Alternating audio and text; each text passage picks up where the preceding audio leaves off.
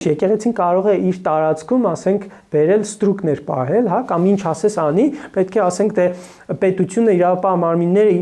իրավունք չունեն այդ տարածքում, ասենք ենթադրենք բերեն ինչ որ պայմանագիր են ստորագրել տալիս ինչ որ մարդու, կամ առանց պայմանագրի ասում են դու դիստեղ ստրկություն անես։ Մեր կառուցվածքի մեջ է։ Հիմա ՀԱԿ-ը կհելնի կասի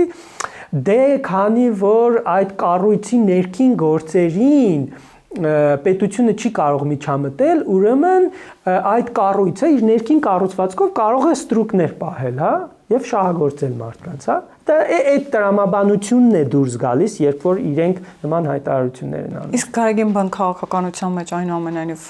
կմտնի նախընտրական շրջանում նկատի ունեմ հայտարարություններով հանդես կգա, թե այս ամենին որոշակիորեն կկաշկանդի նրան։ Ես չգիտեմ,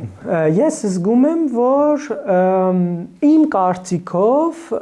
Հայաստանի իշխանությունը որդեգրել է ինչպես որ Փաշինյանը ասեց, իրենց կողմից պատկերացրած ամենակիչ ցավոտ տարբերակը, այսպես աստիճանաբար ուզում են համոզել իրեն, որ ինքնուրույն գնա, բայց ես կարծում եմ ինքը չի գնալու ինքնուրույն։ Ես կարծում եմ, որ ինքը ձգում է նաև process-ը, այն հույսով, որ Հայաստանում իշխանափոխություն կլինի եւ իրեն այլևս ձեռ չեն տա։ Եվ ես կարծում եմ, որ եթե Հայաստանի իշխանությունը